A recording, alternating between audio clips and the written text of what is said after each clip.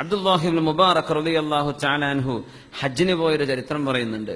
ബഹുമാനപ്പെട്ടവർ ഹജ്ജിന് പോകുന്ന സമയത്താണ് അങ്ങനെ കൂട്ടത്തിലുള്ള ഒരാളുടെ കയ്യിൽ ഒരു പക്ഷി ഉണ്ടായിരുന്നു. ആ പക്ഷി ചത്തുപോയി. ഹജ്ജിന് പോവാണ്, അവര് സുന്നത്തായ ഹജ്ജിന് പോവായിരുന്നു, ഫർള് കഴിഞ്ഞിട്ടുണ്ട്, രണ്ടാമതൊരു ഹജ്ജിന് പോകുന്ന സമയത്താണ്. അങ്ങനെ ഫമാത ത്വാഇറുൻ, ഒരു പക്ഷി, അത് കോഴിയായിരുന്നോ കാടയായിരുന്നോ എന്ന് നമുക്കറിയില്ല, അതിനെപ്പറ്റി തല പുണ്ണാവണ്ട, ഒരു പക്ഷി ചത്തുപോയി. അപ്പൊ ബഹുമാനപ്പെട്ടവരെന്ത് പറഞ്ഞു? ഫഅമറ അൻ യുൽഖിയഹാ ഫിൽ മസ്ബല. മഹാനായ അബ്ദുല്ലാഹി മുബാറക് റളിയല്ലാഹു അൻഹു വലിയ മഹാനാണ്, വലിയ ആലിമാൻ. ബഹുമാനപ്പെട്ടവർ അത് വേസ്റ്റ് കൊണ്ടിടുന്ന സ്ഥലം എവിടെയാണോ അവിടെ കൊണ്ടുപോയി ഇടണം എന്ന് അദ്ദേഹത്തോട് നിർദ്ദേശിച്ചു.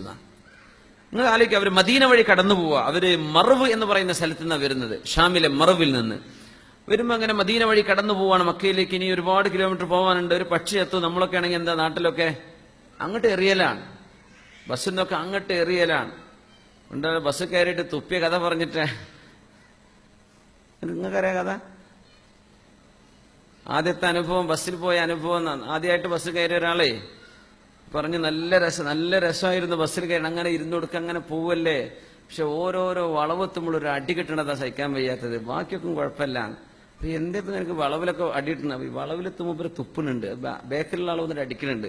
ആ തുപ്പലും അദ്ദേഹത്തിന്റെ മുഖത്തൊക്കെ വരുന്നത്. എന്തിനാണ് അടി കിട്ടണമെന്ന് സാധനം അറിഞ്ഞിട്ടില്ല. അപ്പൊ വാഹനങ്ങളിൽ നിന്ന് തുപ്പുക, നമ്മള് കീസൊക്കെ വലിച്ചെറിയ, നമ്മൾ ആരും ചെയ്യരുത് ദയവ് ചെയ്തിട്ട്. പ്രത്യേകിച്ച് ഈ നാടൊക്കെ എന്തോ ഒരു വൃത്തിയുള്ള നാടാ. അത്തഹൂറു ഷത്റുൽ ഈമാൻ. നമ്മുടെ മലയാളികളുടെ ഏറ്റവും വലിയ വിഷയം, സ്വന്തം വീട്ടിലും അവനം ഉപയോഗിക്കുന്ന സ്ഥലത്തും നല്ല വൃത്തി ഉണ്ടാവും. പൊതുസ്ഥലം തീരെ വൃത്തിയാക്കൂല. നമ്മുടെ കോഴിക്കോട് ബസ് സ്റ്റാൻഡിന്റെ മൂത്രപ്പുര, ഏതെങ്കിലും ട്രെയിനിന്റെ മൂത്രപ്പുര, നമ്മുടെ പള്ളികളുടെ മൂത്രപ്പുരകൾ പോലും നോക്കുക. നമ്മുടെ വീട്ടിലൊക്കെ എന്തോ ഒരു വൃത്തിയാണ്. പൊതുസ്ഥലം അത് എന്താണെന്നറിയില്ല, നമുക്ക് തല കയറാത്തത്. അത് വൃത്തികേടാക്കി കൊണ്ടുനടക്കുക. നമ്മുടെ മൊത്തം സംസ്കാരം, കൾച്ചർ. നമ്മൾ കോഴിക്കോട് എയർപോർട്ടിന്റെ ബാത്റൂമൊക്കെ നോക്കിയാൽ, കോഴിക്കോട് വേറ്റിന്റെ എക്സിക്യൂട്ടീവ് ലോഞ്ച് ഉണ്ട് അവർക്ക്, അൽഹിന്ദ് നടത്തുന്ന. ഞാനിപ്പോ പറഞ്ഞ അൽഹിന്ദേരിന്റെ അടുക്ക് കേസ് കൊടുക്കുമെന്ന് ചോദിച്ചാൽ പറയാക്ക. അതൊക്കെ ഒരു വൃത്തിയിൽ കൊണ്ടിടുന്ന എന്തൊരു റാഹത്തായിരിക്കും. നമ്മുടെ നാട്ടിലേക്ക് ഒരു വിദേശി ആരെങ്കിലും വന്ന് ഇറങ്ങുമ്പോൾ ഒന്ന് ബാത്റൂം പോകുമ്പോൾ എന്താണ് എയർപോർട്ടിന്റെ കഥ? നമ്മൾ വീടുകളിലൊക്കെ വൃത്തി ഉണ്ടാവും, പൊതുസ്ഥലം നമ്മൾ നന്നാക്കൂല. അങ്ങനെ ഒരു കുഴപ്പമുണ്ട്. നന്നാക്കാൻ പറ്റുന്ന കുഴപ്പം തന്നെയാണ്, നന്നാക്കിയെടുക്കുക. നമ്മളാരും എന്ത് ചെയ്യരുത്, വേസ്റ്റ് അവിടെ ഇവിടെ കൊണ്ടുപോയിടരുത്.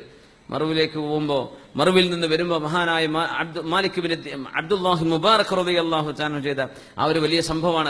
അത് ചരിത്രം കേട്ടിട്ടുണ്ടോന്ന് അറിയില്ല, ഒരു ക്ലാസ് ഞാൻ പറഞ്ഞിരുന്നു ഇവിടെ അല്ല നാട്ടില്. അപ്പോ ആ പക്ഷിയെ കൊണ്ടുപോയിട്ടപ്പോ ഒരു പെൺകുട്ടി വന്നിട്ട് ആ പക്ഷി എടുത്തിട്ട് ഓടുന്നുണ്ട്. ബഹുമാനപ്പെട്ടവർ ഇത് കണ്ടു.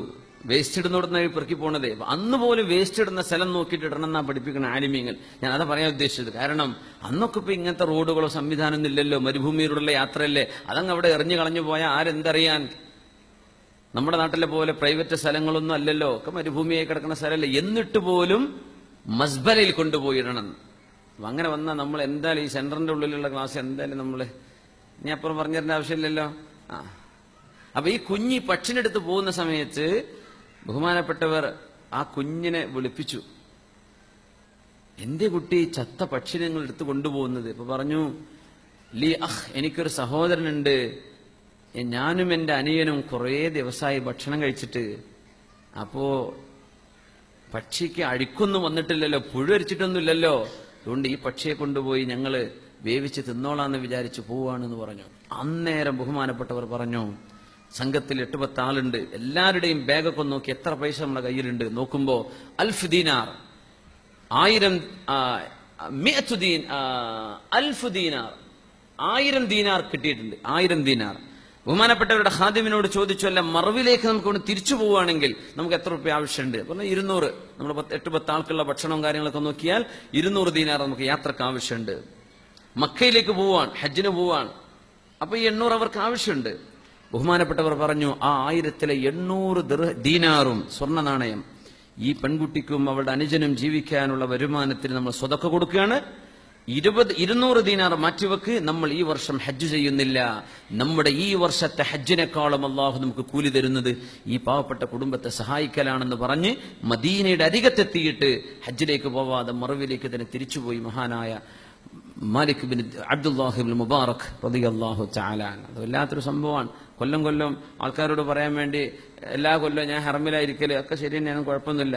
നിർബന്ധമായ ഹജ്ജ് ഉംറയൊക്കെ കഴിഞ്ഞാൽ പിന്നെ സ്വന്തം കുടുംബത്തിലോ പരിസരത്തൊക്കെ പാവപ്പെട്ടവരുണ്ടെങ്കിൽ അവരെ സഹായിക്കല ഈ പോണം ഹജ്ജിനേക്കാളും ഖൈറ് എന്ന് പഠിപ്പിക്കാനാ ഉലമാ അങ്ങനെ ഒരു കാര്യം അവിടെ ചെയ്തത്. തിരിച്ചുപോയി നമുക്ക് ഈ കൊല്ലം ഹജ്ജ് വേണ്ട. എന്തിന് നമ്മൾ ഹജ്ജിന്? ഇങ്ങനെ പാവപ്പെട്ടവരെ മുസ്ലിം ഉമ്മത്തിൽ ബാക്കിയുണ്ടായിരിക്കെ നമ്മളെ ചെയ്യുന്ന സുന്നത്തായ ഹജ്ജല്ല വേണ്ട. സുന്നത്തായ ഹജ്ജിനാണ് പോയിരുന്നു എന്ന് പറഞ്ഞാൽ ആദ്യത്തെ ഫർള് നിർവഹിച്ചു കഴിഞ്ഞിട്ടുണ്ട് അതിന്റെ പേരിൽ. അപ്പോ ചുരുക്കി പറഞ്ഞാൽ അതിൽ രണ്ട് കാര്യമുള്ളത്. ഒന്ന് ഈ കാര്യവും